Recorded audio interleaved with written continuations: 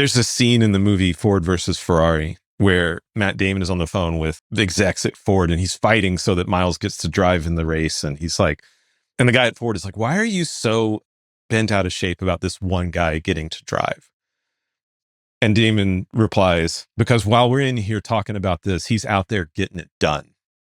And then moments later, he crashes the car into a fiery fireball. You know? But that line, while we're in here talking about it, he's out there getting it done. I celebrate the person out there getting it done. I just want to tap into the people who are out there getting it done and watch what they do because they inspire me. I have no interest in the people who are in here talking about it who aren't out there getting it done. I have just zero tolerance for it.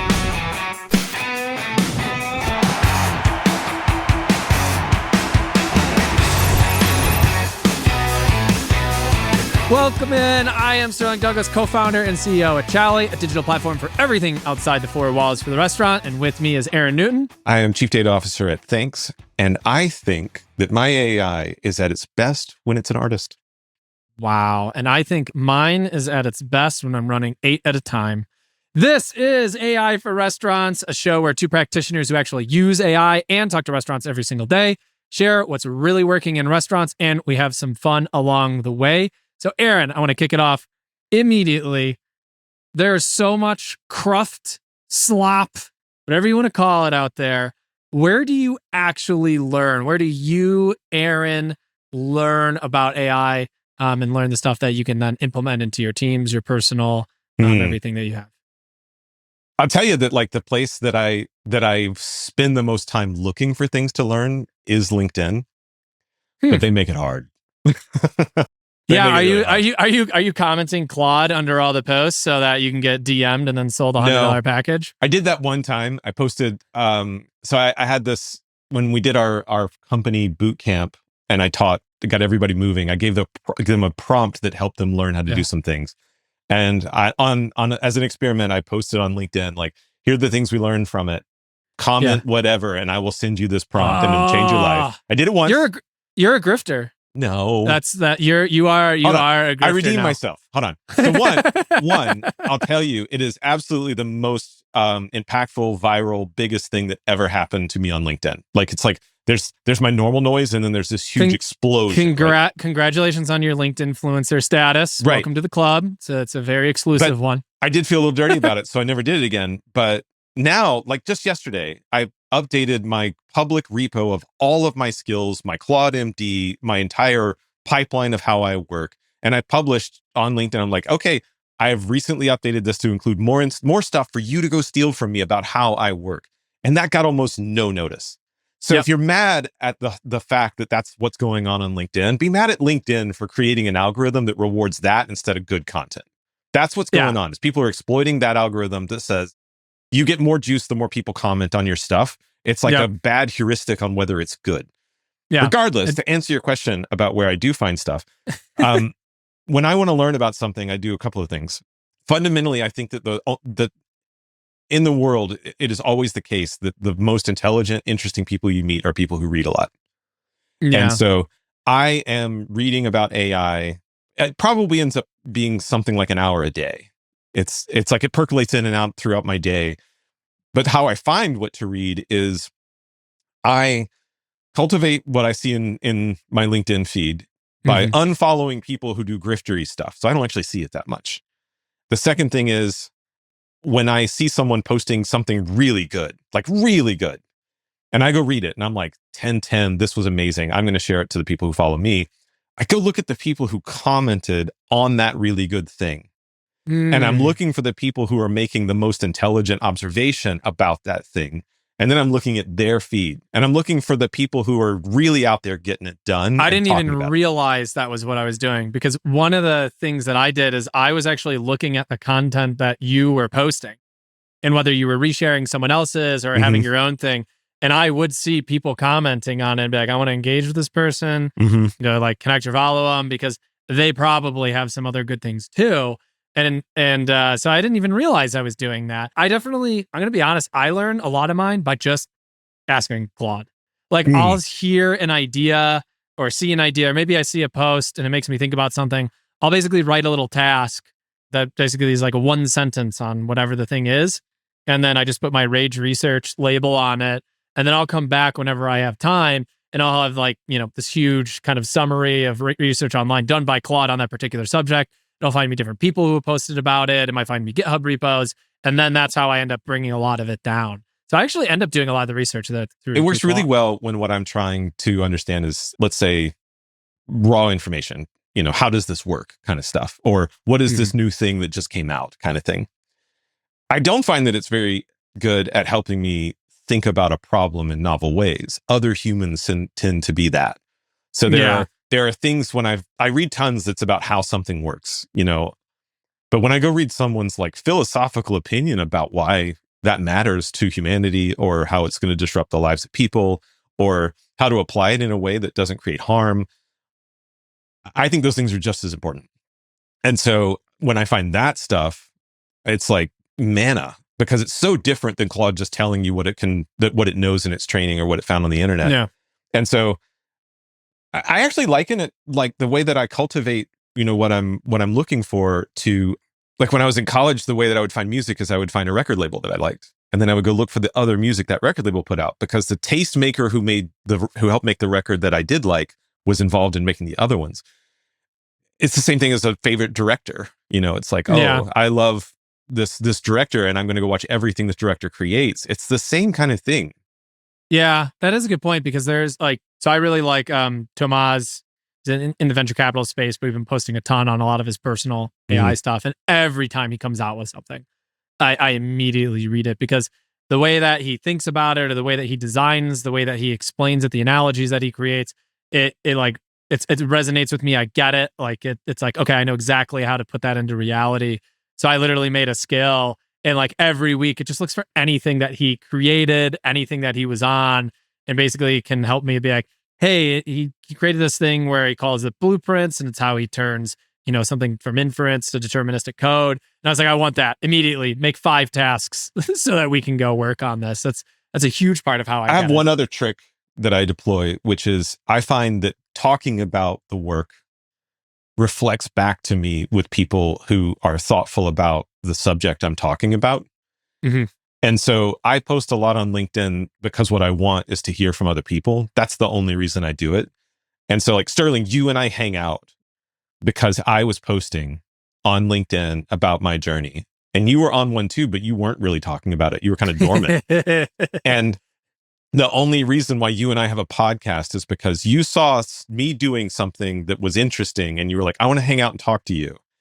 And I'm always open to hang out with literally anybody. I've hung out with people who build robots. Like if anyone wants to talk to me about AI, I will create time for it.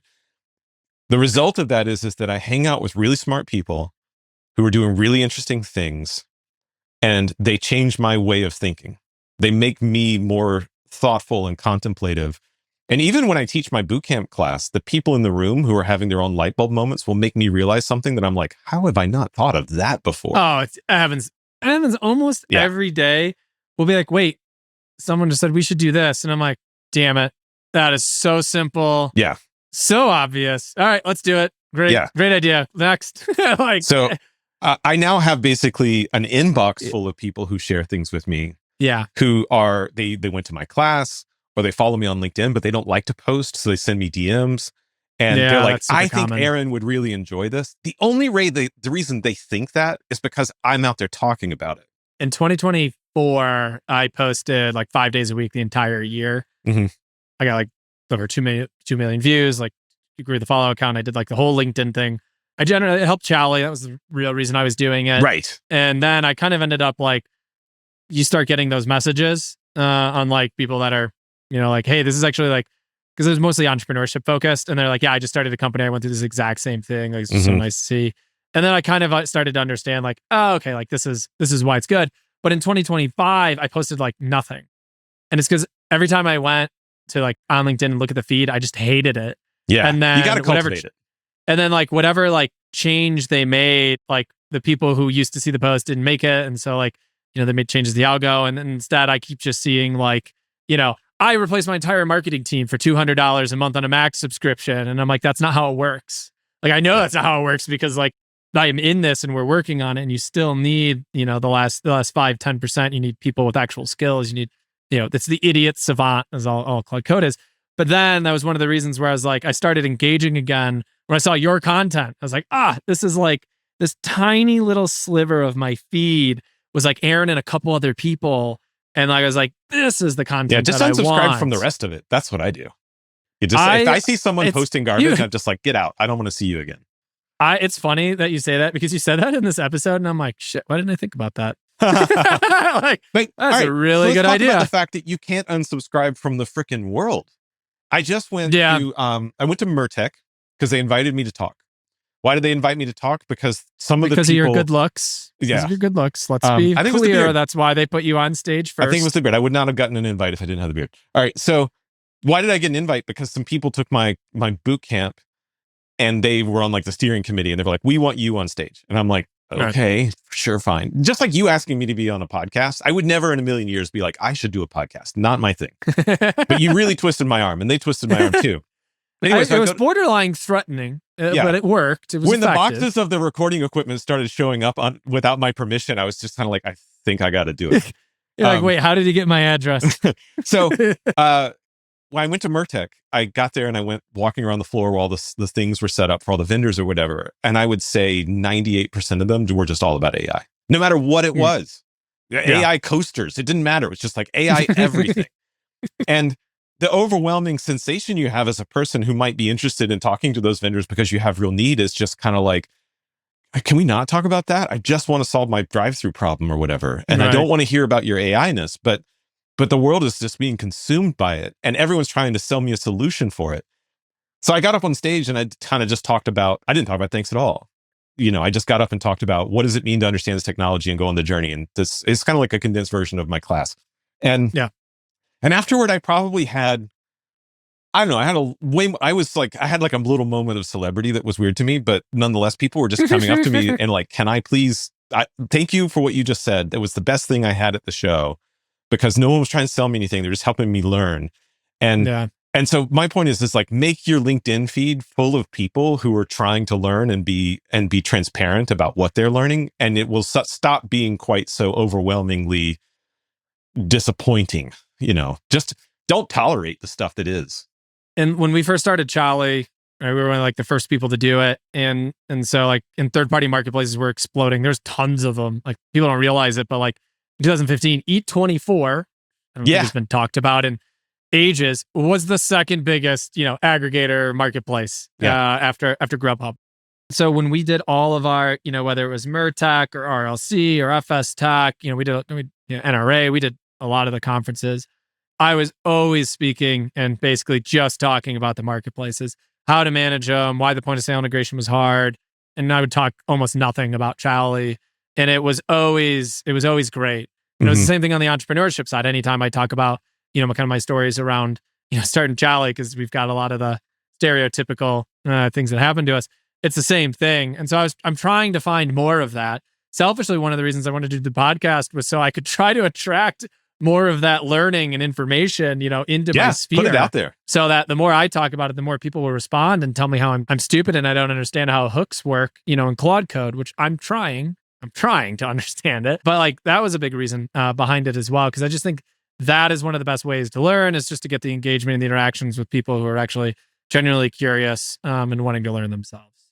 There's a scene in the movie Ford versus Ferrari where Matt Damon is on the phone with the execs at Ford and he's fighting so that Miles gets to drive in the race. And he's like, and the guy at Ford is like, why are you so bent out of shape about this one guy getting to drive?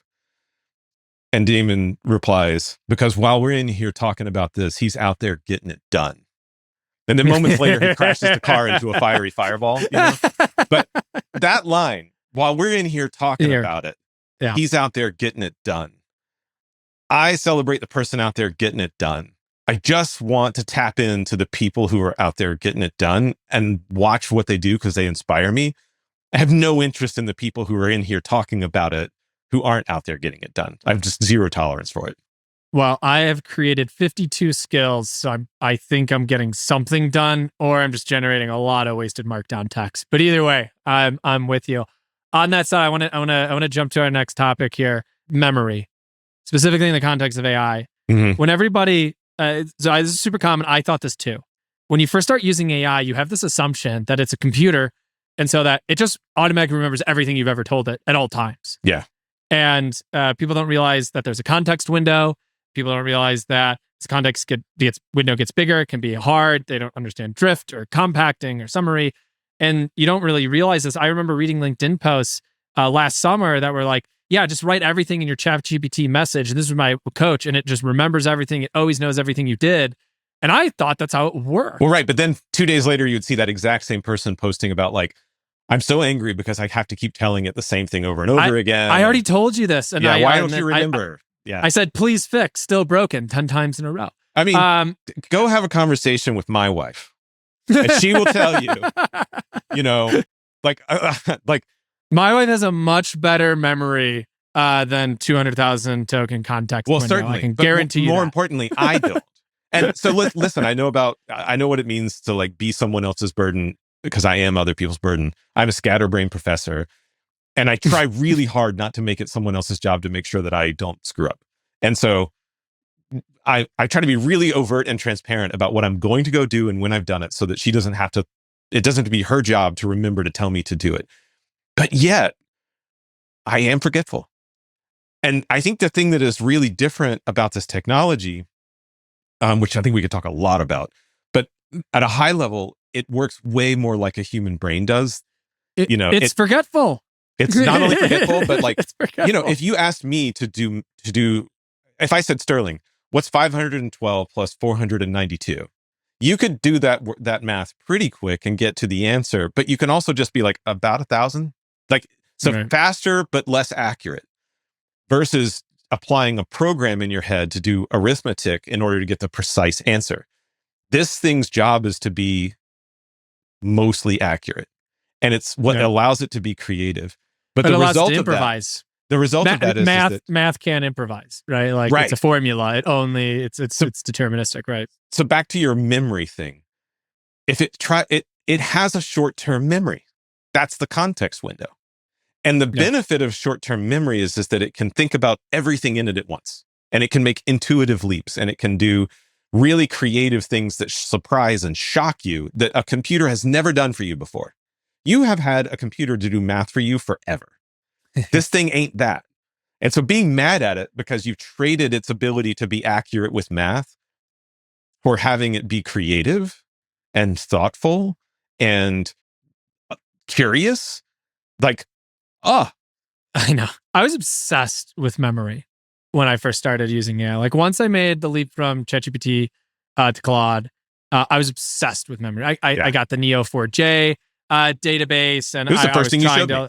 Yeah, I was obsessed with memory because I was like, how can I? Because I wasn't trying to do prompt engineering. I was trying to do context engineering. How do I make it so when I start the session, it knows what it needs to know? And this was before skills, and I thought this was like the only way you could train it. And as I moved away from it, like I tried it, it kind of worked sometimes, didn't work as well. It's hard to maintain.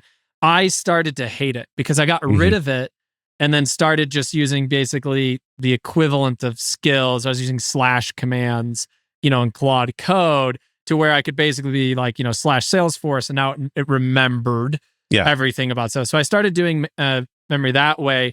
And I hated it. I never wanted to do it. When OpenClaw in January was like, and it has memory out of the box and does all those things, like, I don't care. I didn't even turn it on. I like literally specifically turned it off because I hated memory. I thought it was stupid because it was too hard to manage, and I'd rather do skills. All right, so let's talk about that for a minute. When's the last time you baked a cookie? Bro, it's been over a decade since I baked. Do you think that if I asked you to bake cookies, you could go through a process and come out the other side with cookies I would like to eat? No, I'd have to go do a little bit of research. I'd have to find a recipe. Right. No, I don't mean without any tools. I mean, if I said, Sterling, on Sunday, I need you to show up with cookies. Could you make that happen? I could make that happen. Right. What you would do is you would not rely on your memory at all. You would go and get a recipe, and you would follow a program. Yep. So when you create a slash command, you're training a program to make cookies that when you taste the cookie, you can make changes to the program, the recipe, to make them more buttery or more chocolatey or whatever you like. And every time that you make a cookie, if you write down what you tried slightly differently, you get a better and better cookie that's right for you. But if I were to ask you from scratch without any tools, here's a kitchen full of stuff, come out the other side with cookies, disaster. Yeah. So memory has a lot of problems in human beings, but recipes work really well when you want to get a predictable outcome. And that's what you're describing. Do you use memory? I don't use it. So let me clarify. Claude now uses it whether I want to or not. Does it work for you? I enjoy it when it does. I'll give you a simple example. There's one skill that I use that my company distributes that we use for each other. And at the first question that it asks you is, what's your name? Because the skill doesn't remember your name. And the skill could be changed to write a file that remembers your name. It hasn't been changed to do that. But my memory file remembers my name. And so I get an ask user question prompt that says, what is your name? And it says, Aaron is the first thing. And it's not in the skill. That's Claude using its memory. So there are esoteric things about me, where my files live, what time my day starts and ends, that I do enjoy memory being around. And I definitely use the fact that it now stores sessions where it can discover it to say, yesterday, you and I figured something out and I can't remember what it was. Will you please go search it to find the answer for me? Or can we find the session to resume? Those kinds of things it's close to logging though. But the memory technology, I don't focus on it because I want most of the recipes about how to make cookies to be something I can iterate on. And I want that to be in Git. And so I don't use memory as a tool, but I enjoy when Claude remembers things for me. So it's definitely better. I think that memory is a just barbaric way of training that we haven't figured out yet. Because, and I think this is going to change at some point.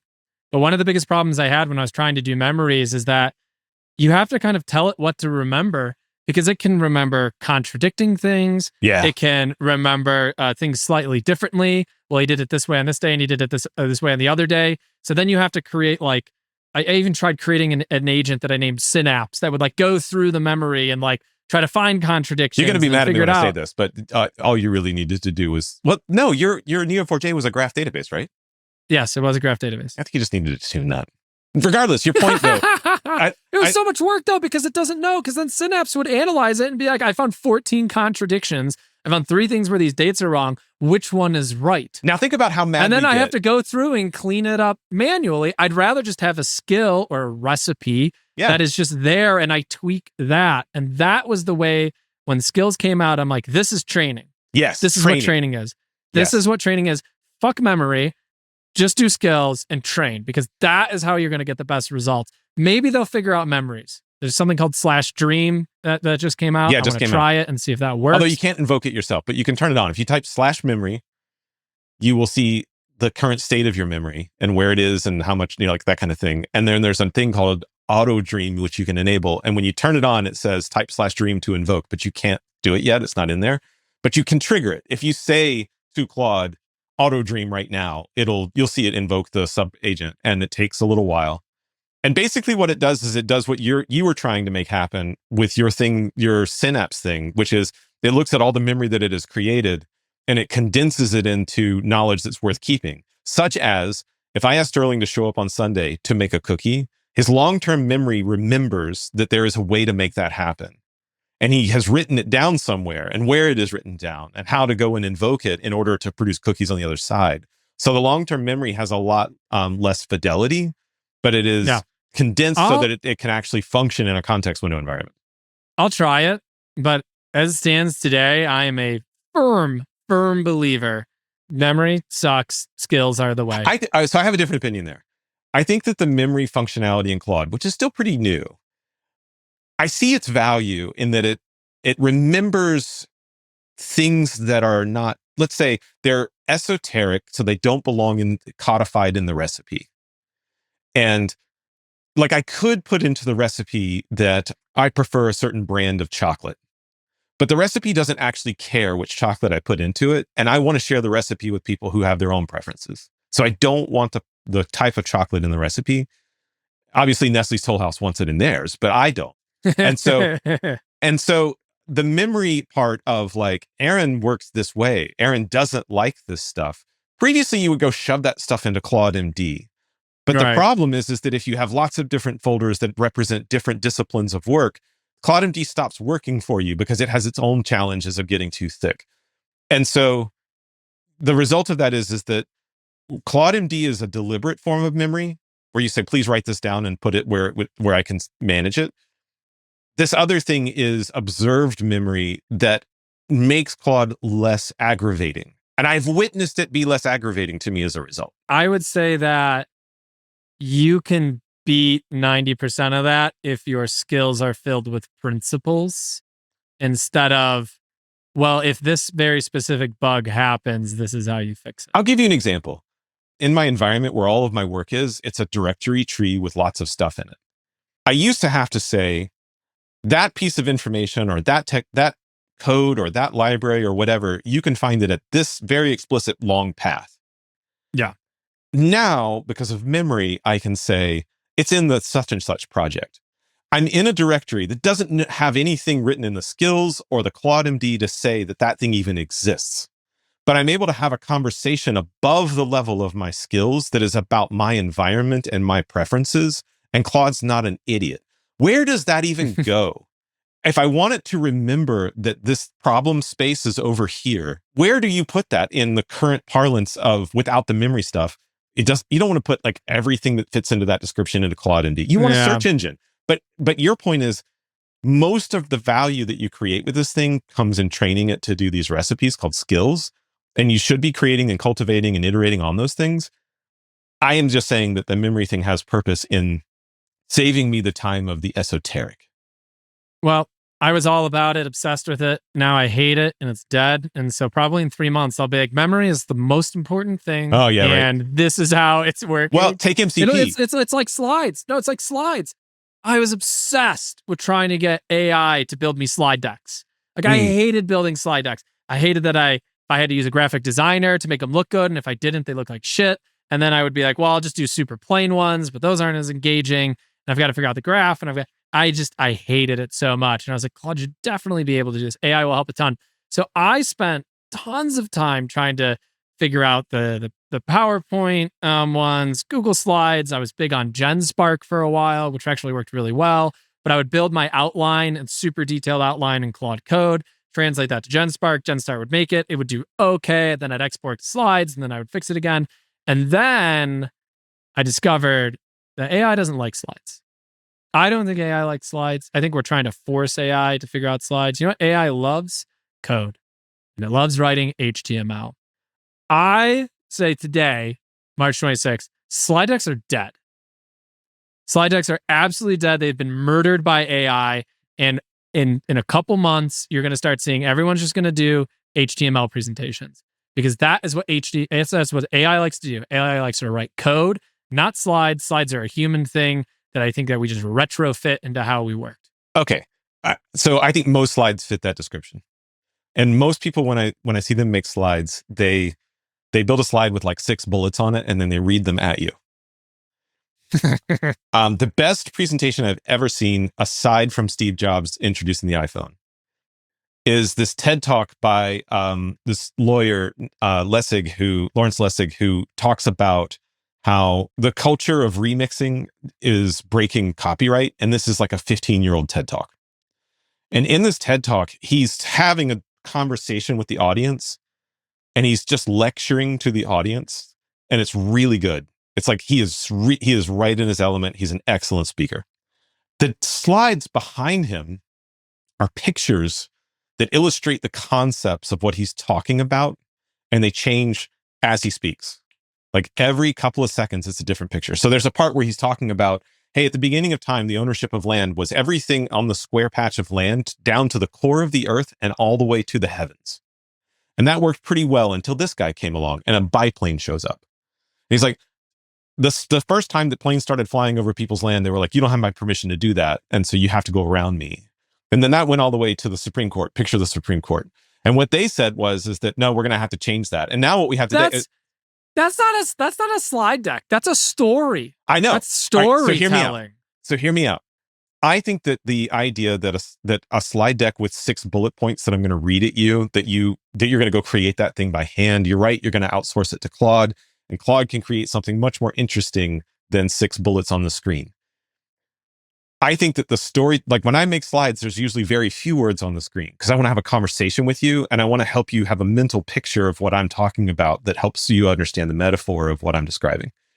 So I think there is actually going to forever be a thing that helps a narrator tell a story, because picture books are there for a reason. They help us all align on the same mental image or model of the thing that's being transcribed out of, the person's ideas.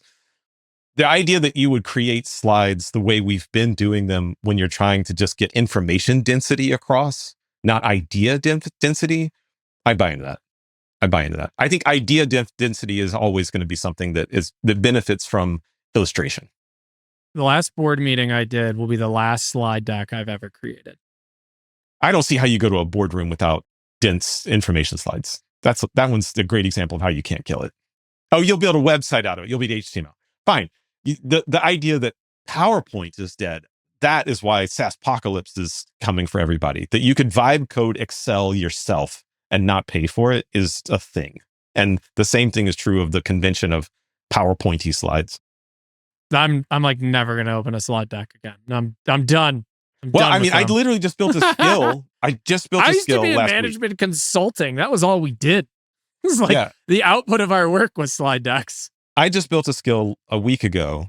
Okay, so I doodle in meetings. And when I had little tiny kids, they would be like, draw me Winnie the Pooh, or draw me Tigger, or draw me Frozen or Olaf or whatever. Yeah.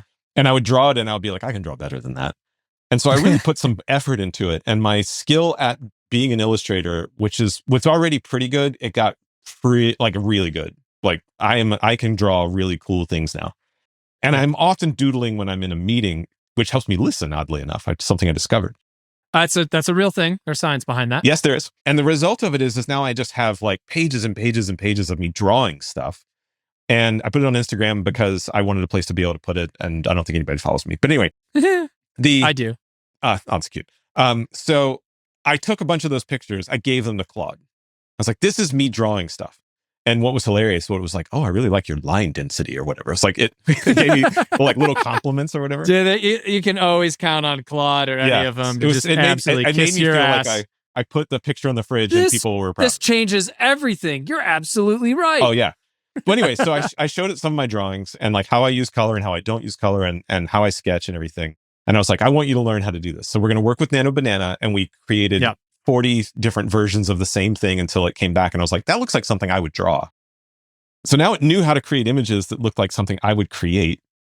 And then I said, here's how I create slides, which is not bullet points. I speak in concepts and I want illustrations of those concepts. I want metaphors. And in order to do that, I use this thing called Hopti, which is headline, orientation, point, transition. And so every single slide needs to have a Hopti and a metaphor. And then you're going to use my drawing skill to create that metaphor.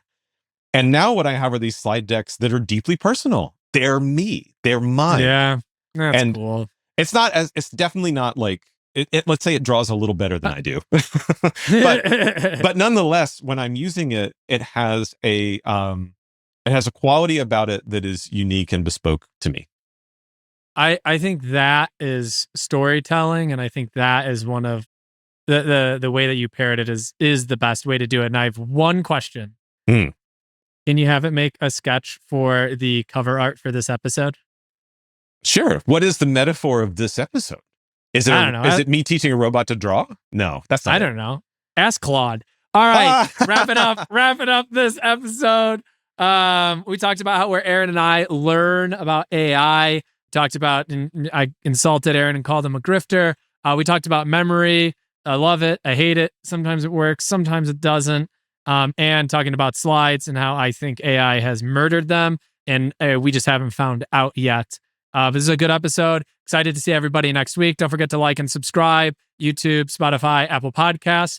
Aaron, want to sign us off? If there's anything you heard on this call that doesn't make any sense at all, ask Claude. Thanks, everybody.